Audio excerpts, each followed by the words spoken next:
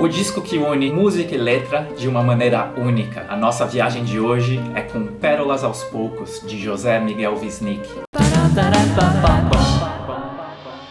Bem-vindo ao canal Músicas um Voyage, e no vídeo de hoje eu recebo a minha amiga flautista Sarah Miller para conversar sobre esse disco que é uma verdadeira aula. Mas antes de tudo, já se inscreva aqui no canal para mais vídeos de música do Brasil e do mundo, e também me deixa aqui nos comentários que som é uma viagem para você, porque a nossa viagem de hoje é com a música e a letra de José Miguel Wisnik.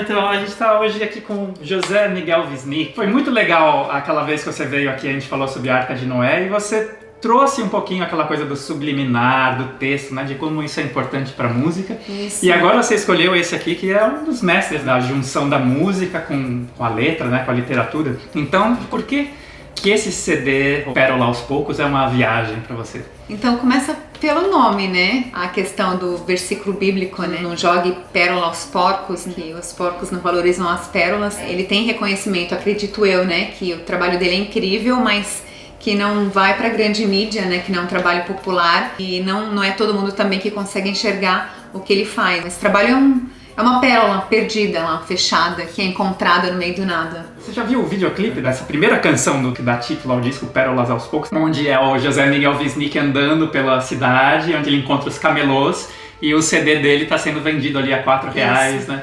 Então ele brinca com essa coisa também no videoclipe, né? Que ele sabe que o disco dele não vai ser pirateado, ser vendido assim popularmente e tal, né? Mas esse disco é o terceiro disco dele. Isso. Ele lançado em 2003. E independente, com a produção do Alê Siqueira, que é um cara também que é um produtor super respeitado, ganhou alguns Grammys. Ele já tinha produzido o Tribalistas, o Carlinhos Brown, que eu acho que é onde ele ganhou os prêmios, mas tinha trabalhado já com o Caetano Veloso, com a Elza Soares, assim, com muitos artistas, né? Bater no coração, 4 pancadas e depois um bis. Pode escrever, não falha não, é a tentação de ser muito feliz. O Wisnik eu conheci o trabalho dele quando eu estava na faculdade. Foi pelo livro dele que eu conheci a música dele. Qual dos livros? O Sonho Sentido. Que é um livro de cabeceira de músicos, né? Isso. Som Sentido, um livro muito importante. Que é incrível esse livro, que foi quando eu estava estudando publicidade e propaganda em Blumenau, na FURB, e daí eu fiz um trabalho sobre os aspectos subliminares do áudio na comunicação. E o Wisnik, nesse livro, ele trata muito o sentido do som, a questão cultural, o que é som, o que é ruído, qual é a função do som, qual é o significado do som, e o significado diferente para cada cultura. Então, existe a cultura onde um acorde ele é dissonante, mas uma outra cultura não é. Então a questão do tempo, né, o que o tempo faz e muda em relação ao significado de um som. Então eu li o livro dele com 19 anos e foi um marco na minha vida, um marco.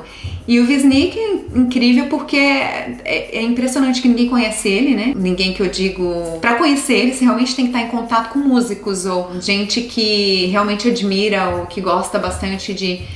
porque quando você conhece um, você conhece o outro que te liga pro outro e a conexão ela aumenta, né? E ele tem uma história meio assim, ele foi músico por conta da família dele, a mãe dele que queria que ele tocasse música, né? Então ele começou com piano, só que ele nunca levou, sempre ficou aquela coisa meio de segundo plano, né? Então ele trabalhou, o que ele queria fazer é letras, né? Então ele é formado em letras e mestrado e pós-doutorado, escreveu um monte de livros, escreveu um monte de tese e tal, e depois, com o tempo que ele começou esse trabalho mais de composição mesmo, né? De se aflorar e se entregar pra música, né? Teve essa coisa interessante, ele começou como pianista, né? Eu acho que aquela formação clássica, ele chegou a fazer até concertos, né? Com a Orquestra Sinfônica Municipal de São Paulo ali, eu acho que quando ele tinha 16. Isso. Daí na hora ele escolheu a literatura, que era outra paixão dele. E é interessante que ele achou na canção popular esse campo fértil para ele misturar as duas coisas, né? Misturar a música com a coisa da literatura, que ele virou professor de literatura. Na verdade, inclusive, ele continuou fazendo shows que são verdadeiras aulas, onde ele conta as histórias, onde ele faz as relações, né? Então, nesse trabalho dele, especialmente nesse CD que a gente vai falar hoje, nada é por acaso. Nada, tudo tem um porquê. Nada é por acaso. Tudo tem um porquê. Cada palavra ali não tem assim, vou botar porque a rima é bonitinha. Tudo tem uma questão, né? Começando pelo título. E não é só a letra, mas o Wisnik ele pensa em tudo, né? Ele realmente entende a música e ele usa a intensidade, usar a altura, usar o timbre no que ele quer passar em todas as músicas.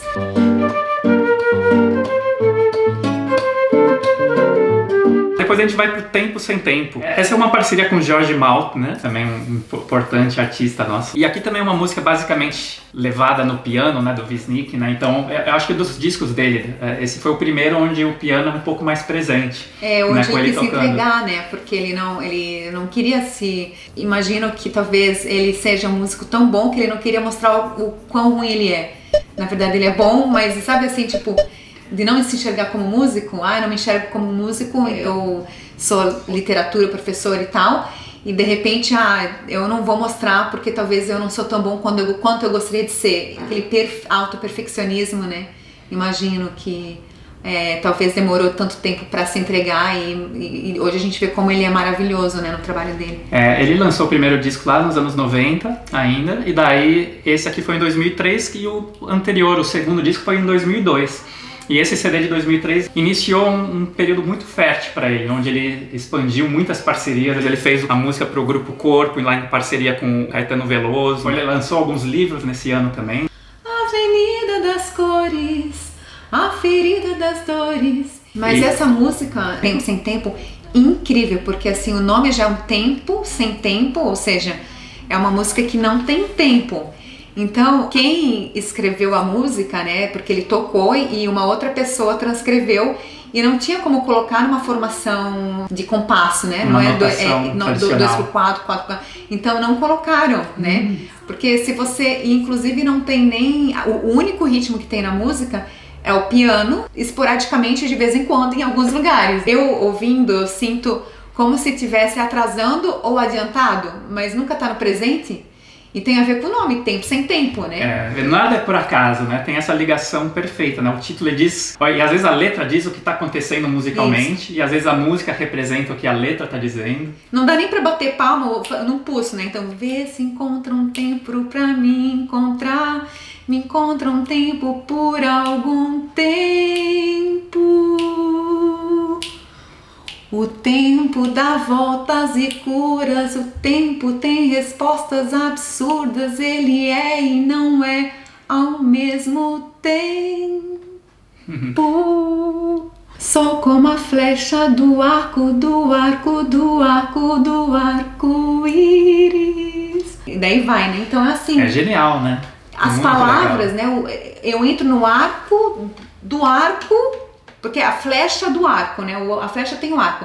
A flecha do arco-íris. Então, assim, gente, é tanto arco, né? E cada arco tem um significado diferente, né? Ele é incrível. E só então, de supetão, entro dentro do tempo. Ele vai pra Primavera. Essa aqui ele compôs pro Zé Celso, do Teatro Oficina, né? Que foi quando a reabertura do Teatro Oficina, que é uma coisa muito importante da cultura brasileira, e ali em São Paulo em especial. Tem toda aquela polêmica do terreno com o Silvio Santos agora, né? Mas o teatro tinha ficado, acho que, por 20 anos fechado. E ali foi na reabertura, o Wisnik fez essa música, ele fala dessa primavera, do renascimento. Mas é uma música que pode ser tocada em várias situações, né? Porque, como ele mesmo disse, tá tudo sempre renascendo, né? E a Nausete faz a interpretação dessa música no disco, né? A primavera é quando ninguém mais espera.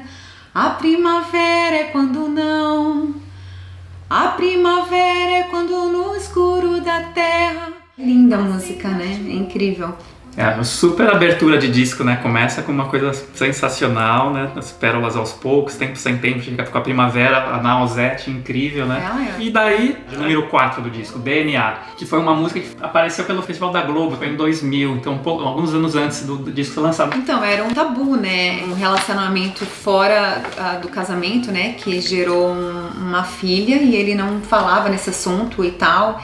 E daí parece que teve o exame de DNA para saber se era filha ou não. De repente era uma coisa escondida de toda uma sociedade e ele tornou pública, escancarada na frente da sociedade por conta da música que ele compôs e tocou no festival, né? Num dia era 0, outro dia virou tipo 100. Agora todo mundo sabe a história dele, enfim, né? Ele conta toda essa relação que teve com a filha dele, que é a Daniela, quando ele teve o primeiro encontro com ela aos 17 anos, e eles se encontraram e como é que foi esse encontro. E a letra é incrível, né? Que ele fala que ele não sabia que ele tinha um vazio tão grande quanto ele perdeu e tal, né? Da infância, e tudo isso tá na letra cantada. E aí, em frente a mim, você me disse que a falta que eu nunca te fiz, então se fez.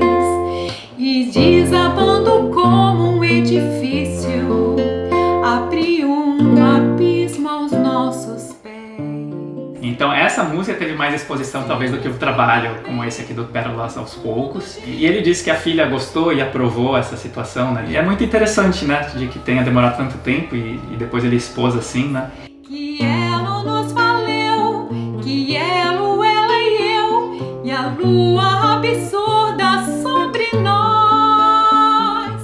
DNA, DNA, dança sua dança, dança em espirais. DNA, DNA, Daniela. Não, muito legal. E daí essa coisa do DNA e Daniela, né? E que é do o elo final, também. Do elo, ela e eu. DNA, DNA, dança sua dança, dança em espirais, ponte indecifrável onde nos levais, né? Aquela coisa do elo com a filha, né? O incrível é como ele termina a música, DNA, DNA, Daniela, né? Ele realmente ele recebeu uma inspiração incrível aí, né? Eu consigo entender como um trabalho desse não é. Eu não sei se só eu acho tão incrível, mas eu acho incrível. Então, eu e você, pelo menos, né? Quem mais acha incrível isso aí? Deixa o seu comentário. Estamos loucos ou realmente um trabalho incrível? Eu me arrepio, assim, sempre que eu ouço essa música eu me arrepio, ou quando eu canto eu me arrepio, só pensando, sabe? Tipo, não me sentir capaz de ser teu pai. Anos se passaram, pela vida te criaram, noites de lembrar e de esquecer, sonhos que não sei me esconderam e me mostraram nesse dia que eu te encontrei já, moça e mulher. E ali em frente a mim você me disse que a falta que eu nunca te fiz, então se fez, existe uma falta agora. E ali desabando como um edifício abriu um abismo aos nossos pés. De repente não tinha abismo, virou um abismo, né? Você, tá falando da filha, nos viu tão bem no fundo de ninguém e o que se revelava a nós, o elo nos valeu, um elo nós dois, ela e eu, e a lua absurda sobre nós. Realmente ele é um professor de literatura. Não, que pérola, né? É uma pérola mesmo, né? Pérola aos poucos. A poesia, né? A maneira que você pega esse assunto super delicado, e é um assunto que... Qual outra música que vai falar desse tema? Teste de DNA ou de coisa de reconhecimento de paternidade, né? É um tema delicado e que não seria muito musical, talvez, né? Não seria muito interessante, aqui ele traz com a leveza e profundo, né? Eu acho que a música é a libertação dele, né? DNA, DNA, Daniela. E a seguinte, que daí tem a participação do Caetano Veloso, é uma das que começa a aparecer de novo aquela coisa que é muito presente no trabalho do Wisnik, que é a citação, as referências. Que aqui a gente chega no Assum Branco, que é uma espécie de um comentário musical a respeito do Assum Preto do Luiz Gonzaga. Mas sabe qual que é a história do Assum Preto, né? Eu sei pela letra, né? Tem alguma coisa? É pela letra, tudo pra mim é... Sim, conta pra gente, nunca é demais. Então, o Assum Preto, e eles fazem muito isso com o passarinho, né? Que é do sertão, que furaram o olho dele para ele cantar mais bonito, né? Então, eles acreditam, a crença, né? De que ele cantaria mais bonito com os olhos furados, isso, né? Que na verdade na letra do Luiz Gonzaga, se não me engano, fala que ele era livre, não vivia na gaiola, mas ele não voava mais porque ele não enxergava. E daí o Wisnik faz um comentário musical, usou essa ideia, né? Ao invés de preto, colocou branco, né?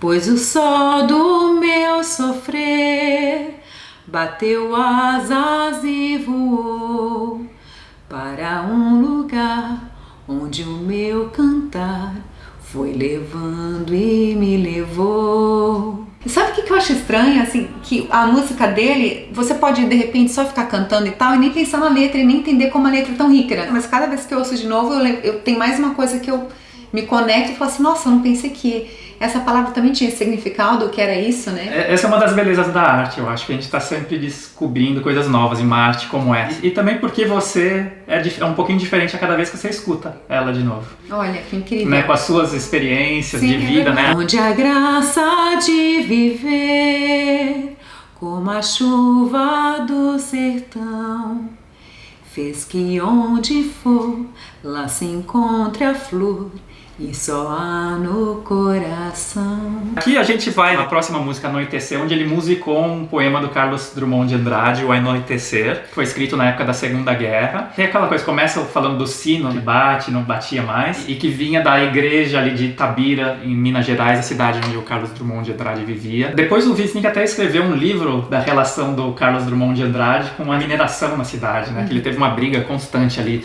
através de ter esse poema com a Vale, né? A Vale do Rio Doce, que destruiu, que transformou basicamente a cidade inteira ali, né? Mas ele aparece, né, no começo do poema esse sino que já não existe mais, e até musicalmente, os intervalos ali que simulam o sino, até as sirenes, junção de segundas e terças ali. Isso, os intervalos, né? Como ele trabalha com isso. São as coisas subliminares ali que você fala, é isso mesmo? Isso. A cultura que já está enraigada, né? Então tem, por exemplo, todos os intervalos eles têm alguma coisa, algum significado para nós, né? Então ele usa muito isso. Qual que é o intervalo da sirene? Todo mundo sabe qual que é, né?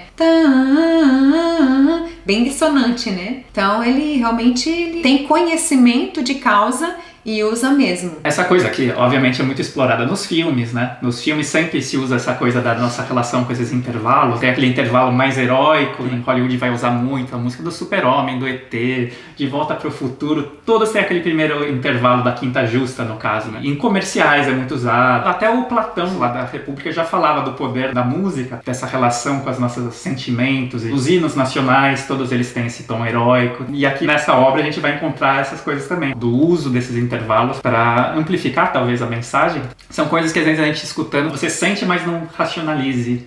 Porque quando você trabalha esse conhecimento, né, dos timbres, intensidade e tal, ele cria uma emoção, né, em quem está ouvindo. Digamos que a pessoa já está preparada para a mensagem que ele vai passar, que depois é a letra, né? Daí entra a figura e fundo. O que é mais importante aqui? É a música ou é a letra? Esse fundo que digamos que é o subliminar. E esse fundo que é trabalhado, como você falou, nos filmes, como é trabalhado, ou trabalhado com quem conhece, né? Precisa ter um conhecimento inicial de quais são os sentimentos que é passado por cada intervalo, cada instrumento musical, ou cada característica do som. Isso aí dá uma hora ou mais para conversar. Então, até na fazer época, mais uns, já me autoconvidando pra gente falar só sobre isso. No caso dos filmes, existiam até manuais no começo de intervalos a serem usados em quais situações, né? Você vai ter alguns exemplos clássicos como o do Tubarão, né? Que a gente vai ter aquela... Mas a pergunta é por que ele virou um clássico? Por que isso é Tubarão? E por quê, né? Porque alguém falou que era tubarão e nesse filme, quantas vezes o tubarão apareceu no filme O Tubarão? Menos do que a música, né? Ele não apareceu nada, estava sempre presente porque tava então ele estava sempre presente. Que vem daquela história do leitmotiv, né? Da coisa. Isso mesmo. Então se desde o princípio você estabelece que a flauta é o menino da história e o violão é a menina, cada vez que você escutar aquela flauta, você já pensa, o menino tá por aí. Ou se é um filme de terror, você ouve a notinha aqui do tubarão, né? Você fala, o tubarão tá chegando. Nem era o caso, mas a ligação já foi criada. Então a sensação tá ali, né? Aqui, nas músicas do Wisnik, isso talvez entre muito mais sutilmente, né? Não é um filme de Hollywood onde esse motivo aparece assim, mas ela tá ali presente. E ele é muito consciente disso quando ele está compondo, né? Daí a gente chega ao extremo sul, a faixa número 7. Aqui ele faz essa relação aqui ele tem essa ligação com o Rio Grande do Sul nessa canção. Tem alguma história dessa música? Não. No extremo sul, lá na fronteira onde anda o firmamento, no céu azul. Essa eu não lembro muito da letra. Ele falou que ele tem essa ligação com o sul, Eu então... não sei qual que é a ligação dele com o sul. Porque ele é de São Vicente. Ele falou que tem uma ligação talvez sentimental. Então, não sei, você sabe a história dessa música? A gente começou o vídeo tocando Baião de 4 toques. Então a gente começou com umas notas que eu acho que devem ser bem conhecidas de todo mundo.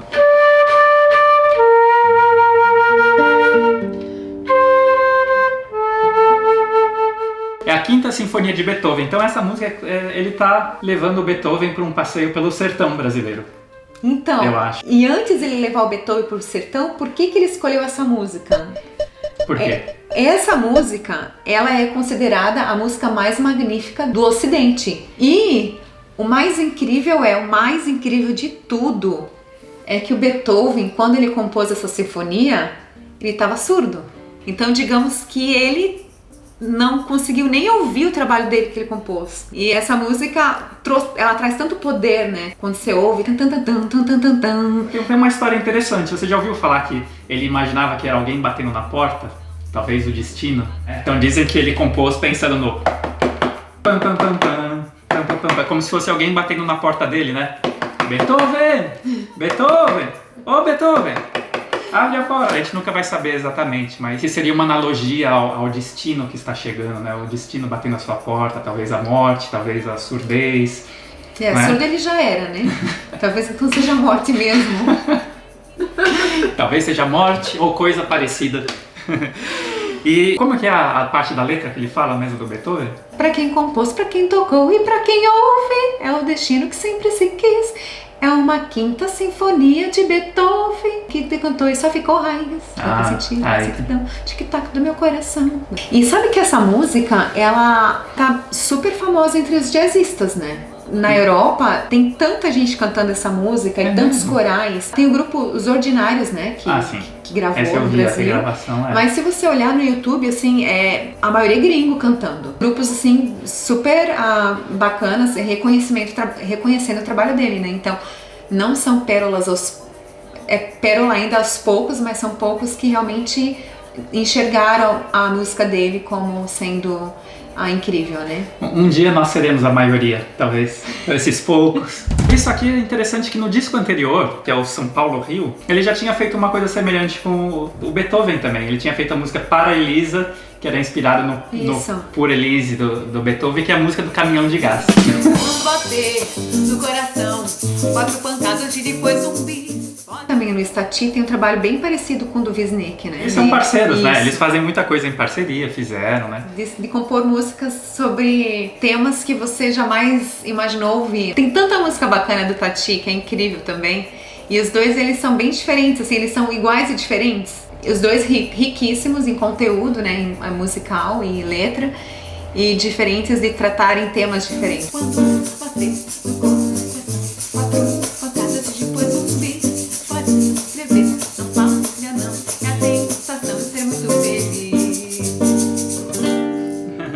E daí a gente vai pro Valsa Azul.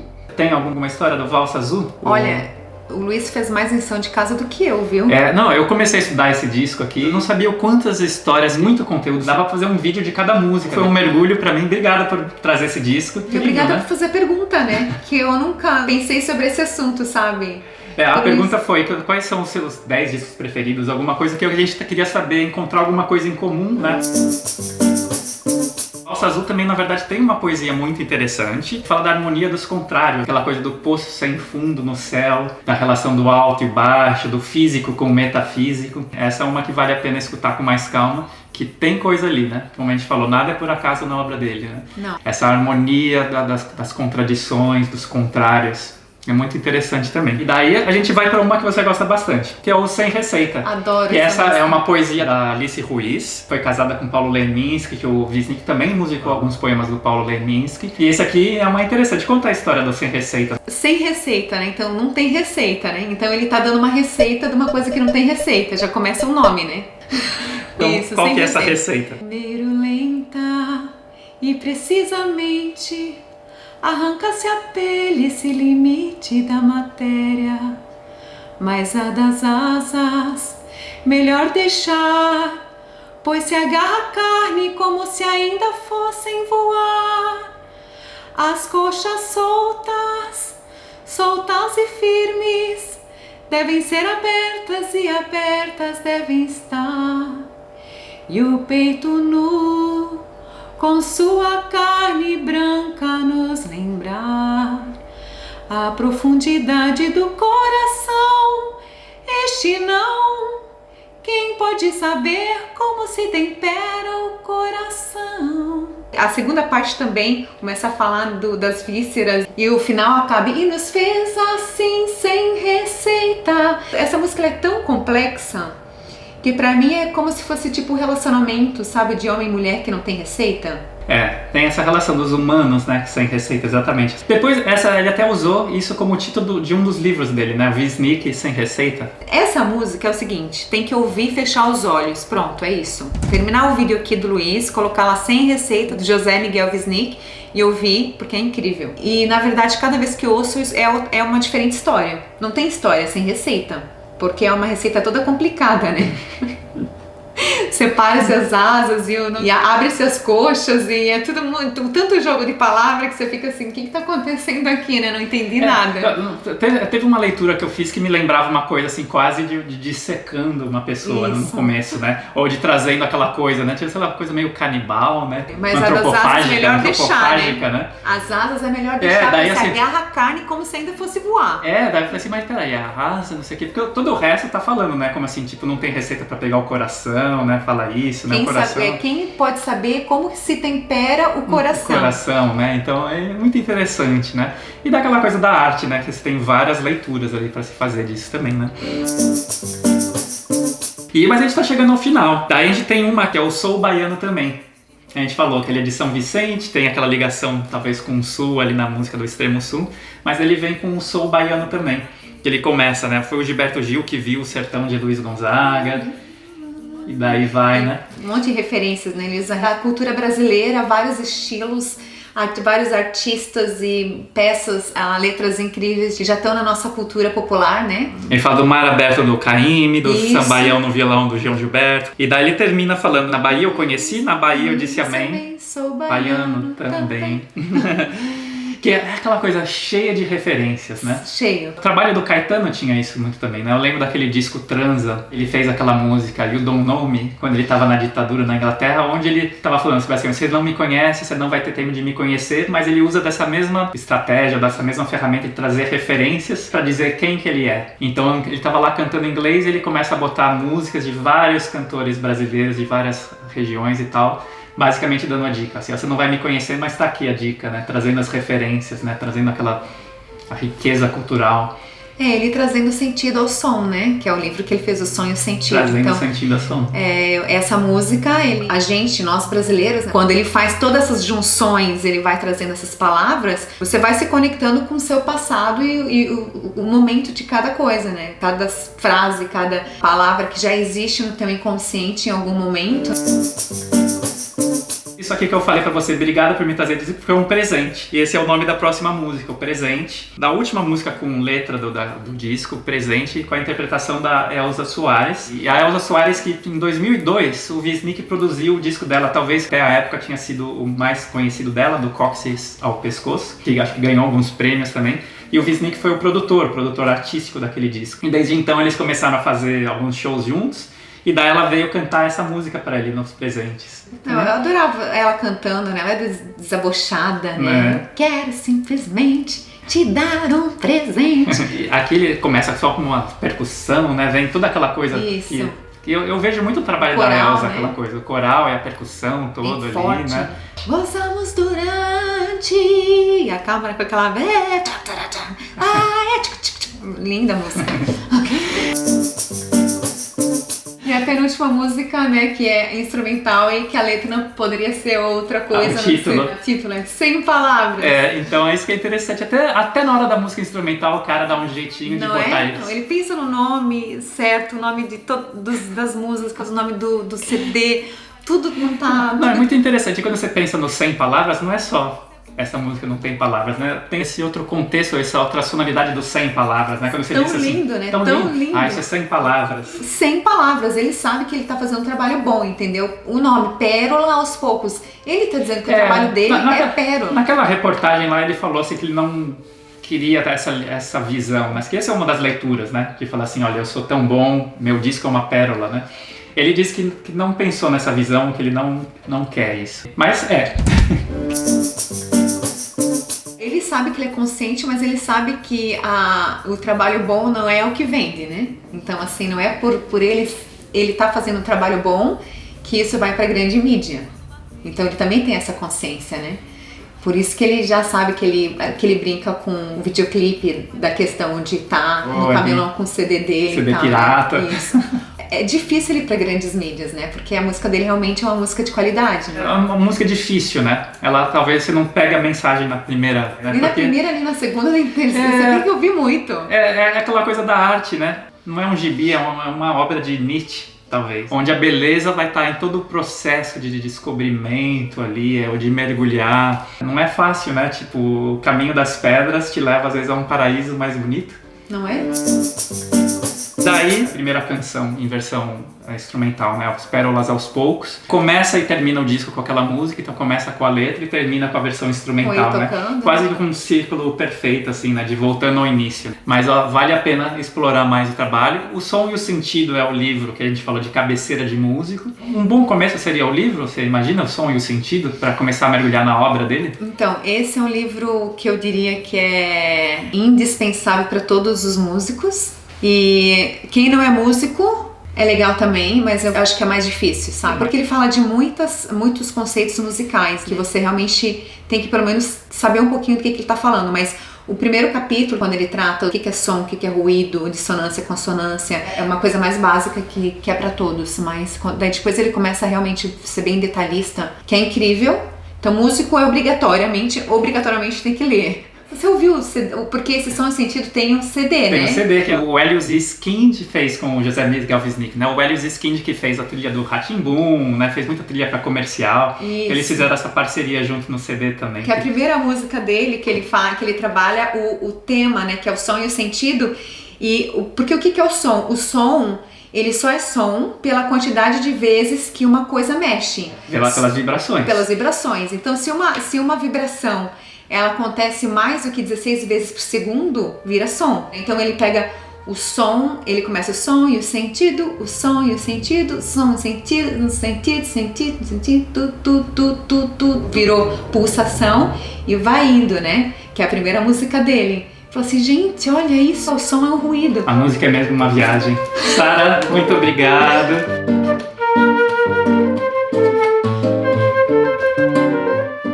Lembrando que a Sara esteve aqui com a gente na abertura dessa série lá falando do Arca de Noé. Isso. Aí a gente tava lembrando aquele momento infantil e agora a gente veio com essa coisa mais cabeça aqui, mais intelectual que você... O Arca também foi cabeça, né? Porque a gente falou que temas o Arca, assim, super... virou uma coisa polêmica, né, na verdade. Mas assiste aí, tá? Então deve estar aí nos links aí embaixo. De infantil não tem nada. Então, obrigado por você assistir. De infantil não tem nada. Você que gosta de uma coisa mais picante também, não só de intelectualidade, mas coisas picantes, vai assistir o Arca de Noé. Mas muito obrigado a todo mundo que assistiu. Espero que vocês estejam gostando dessa nova série. Sara, muito obrigado por vir. Trabalho, né? Obrigado. Muito legal. Você tá fazendo, dando voz a quem não tem voz, né? Isso que eu vejo no seu trabalho. Você tem uma voz linda. Vamos bater no coração, 4 pancadas e depois zumbi. Pode escrever, não falha não. É a tentação de ser muito feliz. Espero que vocês tenham gostado e continuem acompanhando a gente aí. Vai ser um prazer e deixe sua mensagem. A colaboração de vocês é importante. Qual som é uma viagem para vocês? O que vocês acharam? Já conheci a obra do Wisnik? Tem alguma sugestão do que a gente deveria falar nesse canal aqui? É com você também aí. Muito obrigado a todos. Obrigado, Sara. E vamos lá. A música é uma viagem.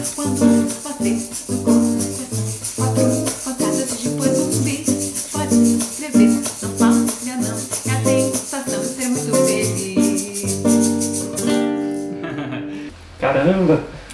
E aí, foi grande, será? Acho que foi o tamanho certo.